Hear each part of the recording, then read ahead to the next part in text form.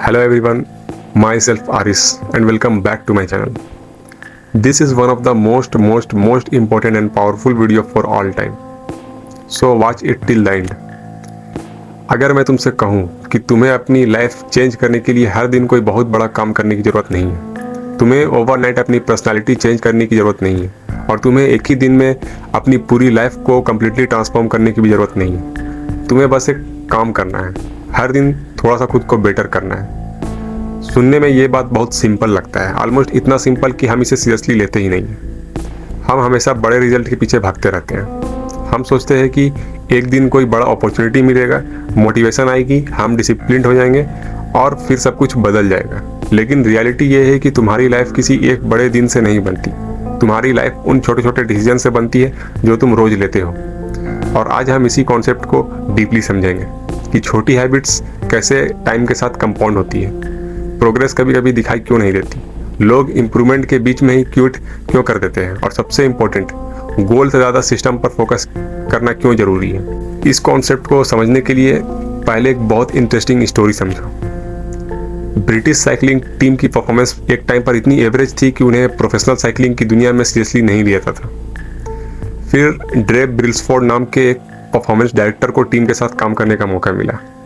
अब नॉर्मली कोई भी कोच ऐसी सिचुएशन में सोच सकता है कि हमें अपनी टीम में एक बहुत बड़ा चेंजेस लाने की ज़रूरत है, लेकिन ब्रेल्सफोर्ड का अप्रोच थोड़ा डिफरेंट था। उन्होंने कहा कि हम हर उस चीज़ में सिर्फ 1% इम्प्रूवमेंट ढूंढेंगे जो साइकिलिंग परफॉर्मेंस को पहले से बेटर बनाएगी। अगर साइकिल की सीट बेटर हो सकती है, इम्प्रूव करो। टायर की ग्रिप बेटर हो सकती है, इम्प्रूव करो। एथलीट्स के कपड़े ज़्यादा एरोडायनामिक हो सकते हैं, इम्प्रूव करो। रिकवरी बेटर हो सकती है, इम्प्रूव करो। स्लीपिंग कंडीशन बेटर हो सकती है, इम्प्रूव करो। हाइजीन बेटर हो सकती है, इम्प्रूव करो। उन्होंने सिर्फ ऑब्वियस चीज़ों को नहीं देखा, बल्कि उन एरियाज़ को भी देखा जहां नॉर्मली कोई अटेंशन नहीं देता। उनका आइडिया बिल्कुल सिंपल था, अगर तुम हर जगह छोटा इंप्रूवमेंट लाते जाओ तो इंडिविजुअली ये इंप्रूवमेंट्स इनसाइग्निफिकेंट लग सकते हैं, लेकिन जब ये सब कंबाइन होते हैं तो ओवरऑल परफॉर्मेंस में बहुत बड़ा डिफरेंस आ सकता है। और ये आइडिया सिर्फ साइकिलिंग के लिए नहीं है, ये तुम्हारी लाइफ पर भी अप्लाई होता है।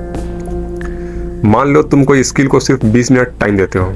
20 मिनट में तुम एक्सपर्ट नहीं बनोगे, लेकिन अगर तुम रोज 20 से 30 मिनट प्रैक्टिस करते रहो और हर दिन एक छोटी मिस्टेक इंप्रूव करते हो तो कुछ महीनों बाद तुम वहाँ पहुँच सकते हो जहाँ तुम इमेजिन भी नहीं कर सकते, क्योंकि एक छोटी सी हैबिट एक बड़ा रिजल्ट क्रिएट करता है और इसी को कहते हैं कंपाउंडिंग।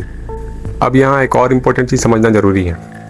अगर तुम हर दिन थ्योरेटिकली 1% बेटर होते हो तो शॉर्ट टर्म में शायद तुम्हें कोई एक्स्ट्रा ऑर्डिनरी डिफरेंस ना दिखे, लेकिन टाइम के साथ ये इम्प्रूवमेंट कंपाउंड होती है। इसी तरह अगर तुम रोज़ थोड़ा थोड़ा वर्स होते जाओ तो उसका इफेक्ट भी कंपाउंड होता है। एक दिन अननेसेसरी टाइम को वेस्ट करना बहुत बड़ा इशू नहीं लगता, एक दिन अपना प्रॉमिस तोड़ना बहुत बड़ा इशू नहीं लगता, एक दिन लेट उठना बहुत बड़ा इशू नहीं लगता, एक दिन का अनहेल्दी डिसीजन भी लाइफ डिस्ट्रॉय नहीं करता। लेकिन प्रॉब्लम एक डिसीजन नहीं है, प्रॉब्लम रिपीटेशन है। एक स्मॉल डिसीजन जब बार बार रिपीट होता है तो वो हैबिट बन जाता है और हैबिट रिपीट होती है तो वो सिस्टम का पार्ट बन जाता है और सिस्टम टाइम के साथ रिजल्ट क्रिएट करता है। इसीलिए गुड हैबिट्स तुम्हारे फेवर में कंपाउंड होती है और बैड हैबिट्स तुम्हारे अगेंस्ट। अब एक बहुत रिलेटेबल एग्जांपल समझो। सोचो तुमने एक छोटा सा प्लांट लगाया, पहले दिन तुमने उसमें पानी डाला, दूसरे दिन भी डाला, एक हफ्ते तक तुम उसका केयर करते रहे, लेकिन तुम्हें प्लांट में कोई ड्रामेटिक चेंज नहीं दिखा।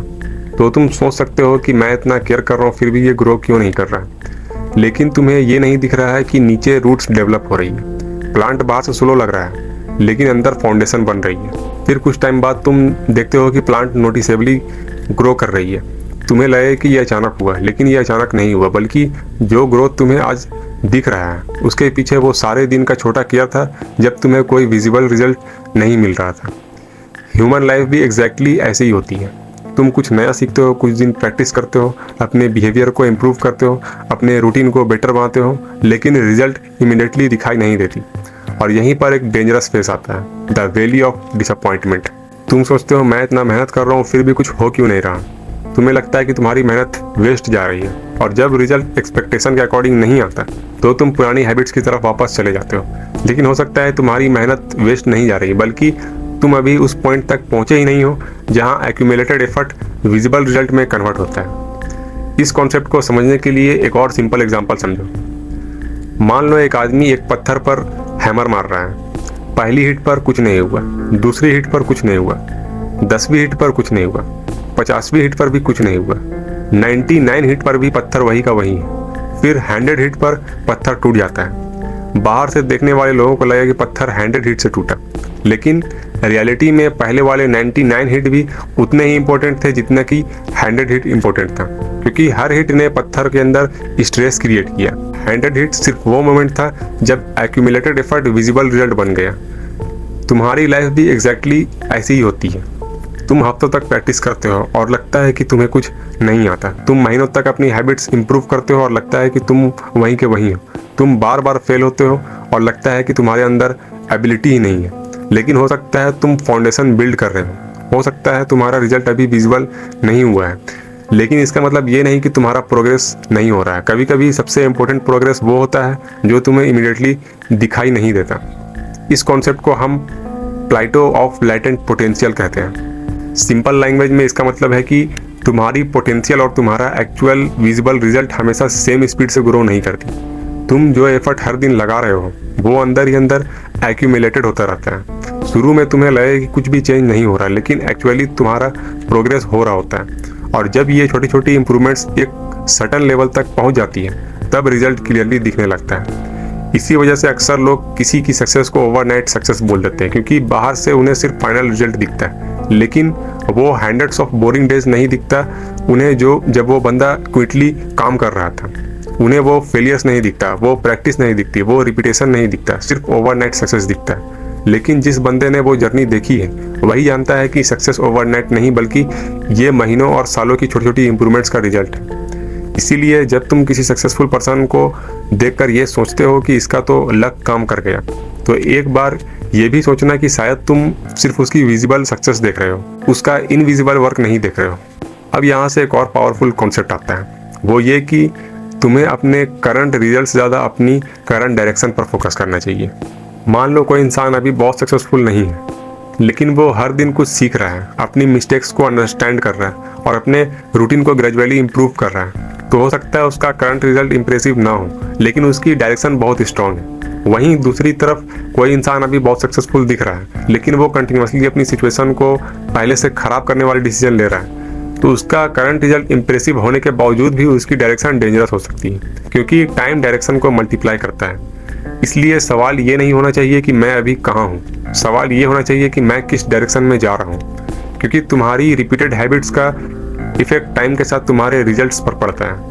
तुम्हारा नॉलेज तुम्हारी लर्निंग हैबिट्स का रिजल्ट है, तुम्हारा फिटनेस तुम्हारी ईटिंग, तुम्हारी मूवमेंट और रिकवरी हैबिट्स का रिजल्ट है, तुम्हारा फाइनेंशियल कंडीशन तुम्हारी अर्निंग, स्पेंडिंग और सेविंग हैबिट्स का रिजल्ट है, तुम्हारा रिलेशनशिप्स तुम्हारे रिपीटेड बिहेवियर का रिजल्ट है, और तुम्हारा पर्सनालिटी भी उन्हीं हैबिट्स और बिहेवियर से बनती है जो तुम बार बार रिपीट करते हो। इसलिए हैबिट को कभी भी लाइटली मत लेना। गुड हैबिट्स टाइम को तुम्हारा फ्रेंड बना देती है और बैड हैबिट्स टाइम को तुम्हारा एनिमी।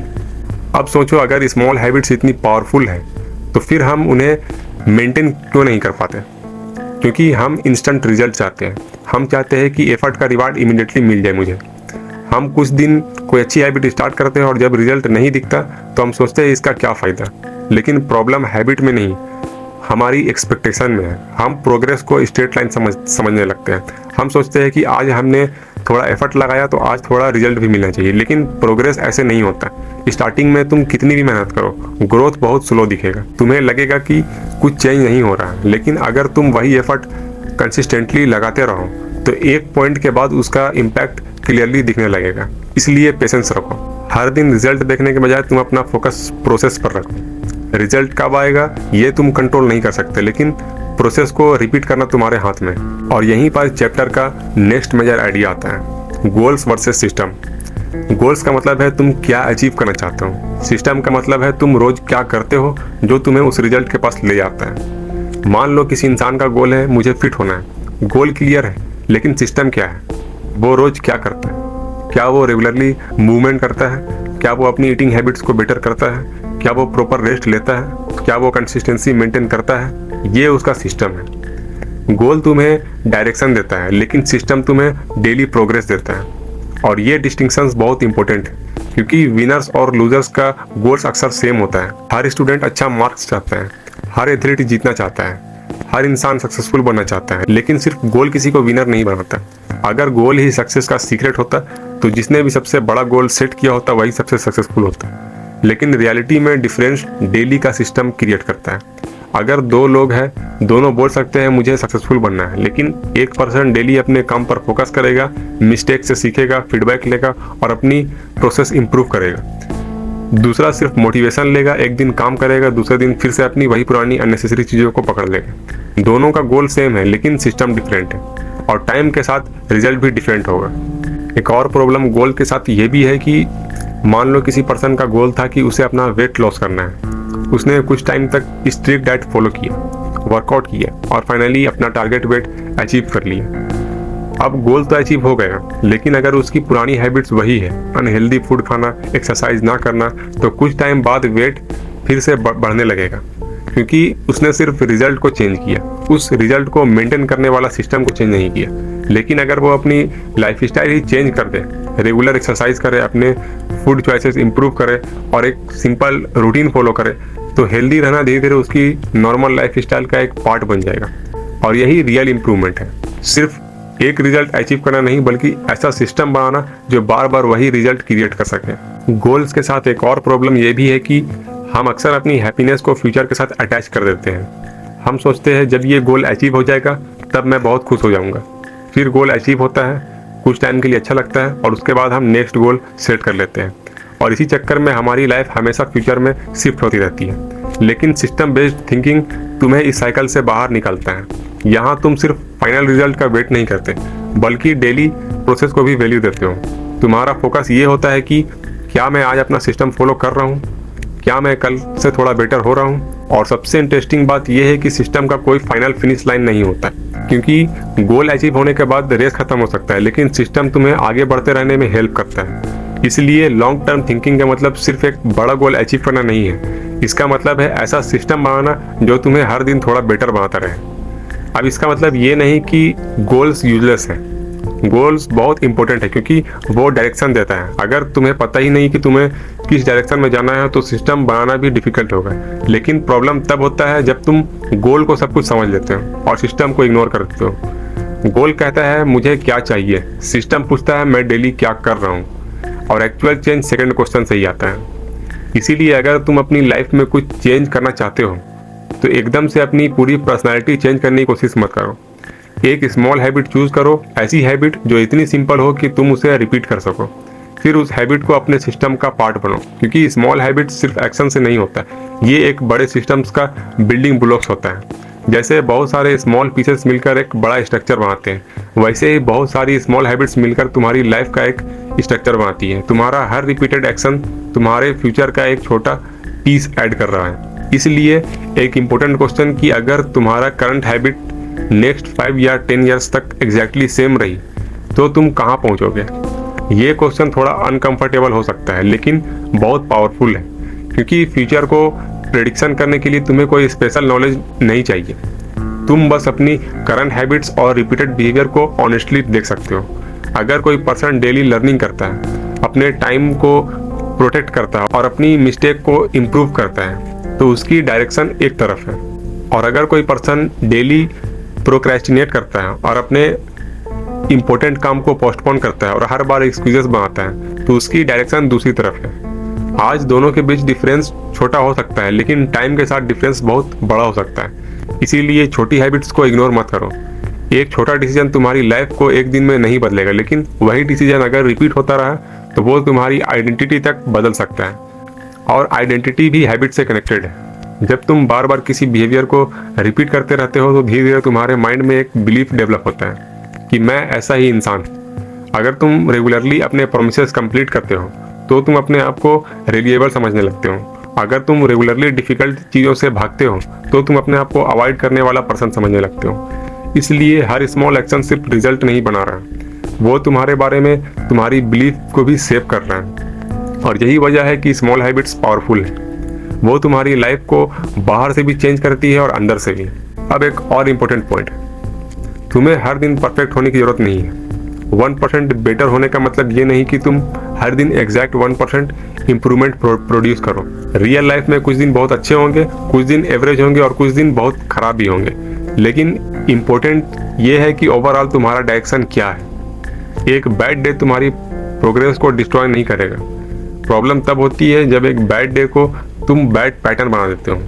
एक बार रूटीन ब्रेक हो गया तो कोई प्रॉब्लम नहीं, हर किसी का रूटीन कभी ना कभी ब्रेक होता है। प्रॉब्लम तब शुरू होता है जब तुम सोचने लगते हो कि अब तो रूटीन टूट ही गया, अब कल से प्रॉपरली स्टार्ट करूंगा। फिर कल आता है लेकिन स्टार्ट नहीं होता, और वही कल बार बार पोस्टपोन होता रहता है। धीरे धीरे एक छोटी सी मिस्टेक एक हैबिट बन सकती है। इसलिए परफेक्ट टाइम या परफेक्ट रीस्टार्ट का वेट मत करो। अगर आज रूटीन ब्रेक हुआ है तो बस नेक्स्ट स्मॉल एक्शन लो और वापस ट्रैक पर आ जाओ, क्योंकि प्रोग्रेस का रियल सीक्रेट परफेक्ट आना नहीं है, बल्कि बार बार वापस आना और कंसिस्टेंट रहना है। और कंसिस्टेंसी का मतलब ये नहीं कि तुम कभी फेल नहीं होगे। कंसिस्टेंसी का मतलब ये है कि फेल होने के बाद भी वापस सिस्टम पर आ जाना। अब पूरे चैप्टर को एक सिंपल चैन में समझे तो small decision, repeated action, habit, system, compounding और फिर रिजल्ट। ये पॉजिटिव डायरेक्शन में भी काम करता है और नेगेटिव डायरेक्शन में भी। अगर तुम स्मॉल गुड डिसीजंस रिपीट करते हो तो टाइम तुम्हारे फेवर में काम करेगा। अगर तुम स्मॉल बैड डिसीजंस रिपीट करते हो तो टाइम तुम्हारे अगेंस्ट काम करेगा।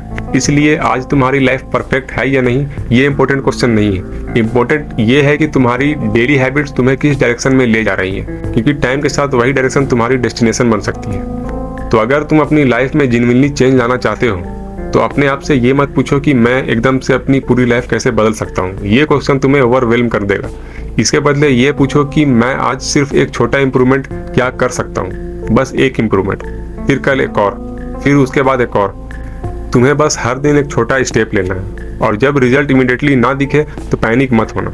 ये बात याद रखना कि किसी भी प्लांट का रूट्स पहले नीचे ग्रो करता है, तब जाकर ऊपर ग्रोथ विजिबल होता है। इसी तरह तुम्हारी मेहनत का हर स्मॉल एफर्ट फ्यूचर में अपना कंट्रीब्यूशन दे रहा होता है, चाहे तुम्हें आज वो दिखाई दे या नहीं। और एट द एंड इस पूरी वीडियो का लेसन यही है कि बड़ा सक्सेस के लिए हमेशा बड़े एक्शंस की जरूरत नहीं है। छोटे एक्शंस को इनफ टाइम तक रिपीट करना भी एक्स्ट्रा ऑर्डिनरी रिजल्ट्स क्रिएट कर सकता है। गोल्स तुम्हें डायरेक्शन दे सकता है, लेकिन सिस्टम तुम्हें वहां तक ले आता है। रिजल्ट सोलो आ सकता है, लेकिन इसका मतलब ये नहीं कि प्रोग्रेस नहीं हो रहा। और सबसे इम्पोर्टेंट, अपने करंट रिजल्ट को देखकर अपने फ्यूचर का डिसीजन मत करो, बल्कि अपनी डायरेक्शन देखो। अगर डायरेक्शन सही है और तुम सिस्टम को इम्प्रूव करते हुए आगे बढ़ रहे हो तो छोटी प्रोग्रेस भी पावरफुल है। क्योंकि आज का 1% शायद तुम्हें इनसाइनिफिकेंट लगे, लेकिन वही 1% जब बार बार रिपीट होता है तो कुछ सालों बाद ये तुम्हारी पूरी लाइफ की डायरेक्शन चेंज कर सकता है। इसलिए अपनी लाइफ को एक बड़ा ट्रांसफॉर्मेशन की जरूरत समझने के बजाय स्मॉल इंप्रूवमेंट्स का गेम समझो। रोज थोड़ा बेटर इन्वायरमेंट, थोड़ा बेटर डिसीजन, थोड़ा बेटर रूटीन, थोड़ा बेटर बिहेवियर रखो, और फिर इन स्मॉल विंस को टाइम दो। क्योंकि रियल चेंज तब नहीं होता जब तुम्हें चेंज दिखाई देता है। रियल चेंज उस वक्त स्टार्ट होता है जब तुम वो स्मॉल एक्शन रिपीट करते हो जिसका रिजल्ट अभी तुम्हें दिख भी नहीं रहा। और एक दिन जब तुम पीछे मुड़कर देखोगे तो तुम्हें समझ आएगा कि तुम्हारी लाइफ किसी एक मैजिकल मूवमेंट की वजह से नहीं बदली, बल्कि तुम्हारी लाइफ उन hundreds and thousands of small decisions की वजह से बदली है जो तुमने ऑर्डिनरी डे में लिए थे। और यही स्मॉल हैबिट्स की असली पावर है। So thank you so much for watching guys. If you like the video, make sure to subscribe to the channel and wait for next one.